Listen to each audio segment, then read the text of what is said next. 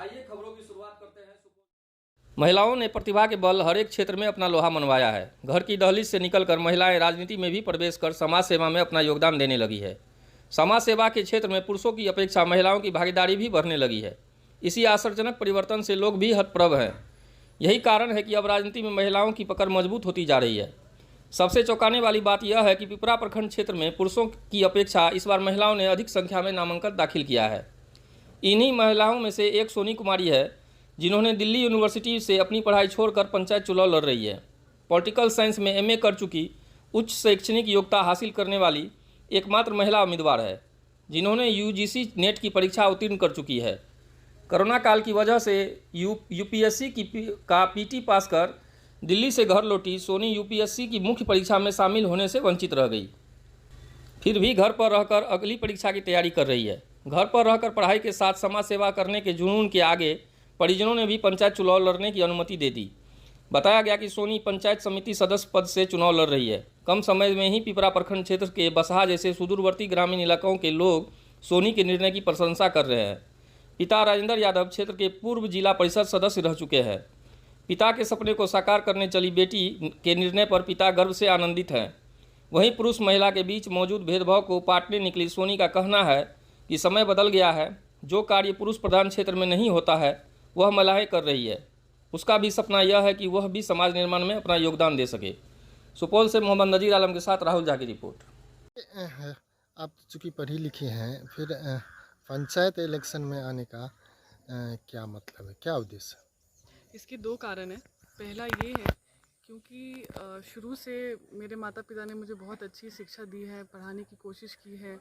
और जब मैं अपने गांव आती हूँ, स्कूल को जब मैंने देखा है, स्कूल की जो हालत है, क्योंकि सरकार बहुत सारी योजनाएं हैं जो गांव को अच्छा और सुयोग बनाने के लिए कर रही हैं, लेकिन यहाँ पे क्योंकि हमारी प्रतिनिधि इतने जागरूक नहीं है, या तो उनका उद्देश्य कुछ और रहता है और वो बहुत अच्छे से कर नहीं पाते। मुझे लगता है कहीं ना कहीं बहुत ज़मीनी स्तर पे कमी रह गई है, जिसको सुधारने की ज़रूरत है। और जब मैं सुधारने की बात कहती हूँ, तो हमारे जो पंचायत इलेक्शंस हैं उसमें 50% रिजर्वेशन हमने बहुत शुरुआती दौर में दे दिया है, लेकिन वुमेन रिप्रेजेंटेशन, पार्टिसिपेशन और एम्पावरमेंट की जब हम बात करते हैं, तो वो नाम मात्र रह चुका है हमारे स्टेट में, जो कहीं ना कहीं बहुत दुखद है। मुझे लगता है देख के बहुत दुख होता है। तो मुझे लगता है कि बीइंग अ वुमेन, अगर मुझे मौका मिल रहा है, अगर मैं उस जगह पे अगर मैं सोचूं कि मैं शिकायत ना करूं और कुछ कर सकूं, तो क्यों नहीं, मतलब मैं क्यों नहीं। तो यही उद्देश्य है कि कुछ कर पाऊँ मैं अपने गांव के लिए, और जो भी योजनाएं हैं सरकार की तरफ से अपने गांव को, जो लोकल सेल्फ गवर्नेंस का जो उद्देश्य रहा है पंचायत इलेक्शंस का, उसको पूरा करने में मैं अपना योगदान दे पाऊँ। शिक्षा के बारे में बताइए और कैसे आप पंचायत इलेक्शन में आई? जिस एक छोटे से rural corner of the country से मैं बिलोंग करती हूँ, और यहाँ से मेरे माता पिता ने मुझे हायर एजुकेशन के लिए बाहर भेजा है। मैं दिल्ली यूनिवर्सिटी से मास्टर्स हूँ पॉलिटिकल साइंस में, और मुझे लगता है कि यहाँ पे बच्चों को शिक्षा से दूसरी दिशा में जो है डिस्ट्रैक्ट कर दिया गया है बच्चों को, और जिसका अभाव शायद हमें अभी नहीं पता चल रहा है, लेकिन 10 साल के बाद शायद हमें जब पता चलेगा तो हम उसको सुधार नहीं कर पाएंगे।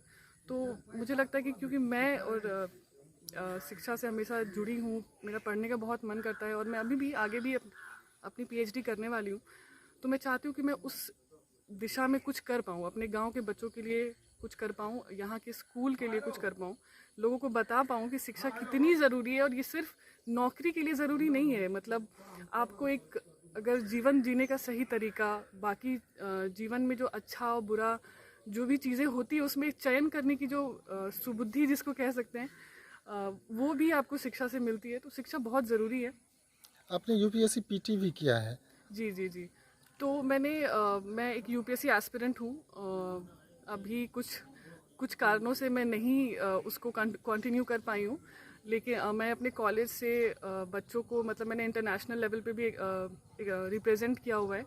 मैं मलेशिया गई हुई हूँ यूएन मॉडल यूनाइटेड नेशंस के थ्रू। तो मतलब मैं चाहती हूँ कि बच्चों को एक्सपोजर मिले, मतलब वो समझ पाए कि पढ़ाई कितनी इंटरेस्टिंग और अच्छी चीज़ है।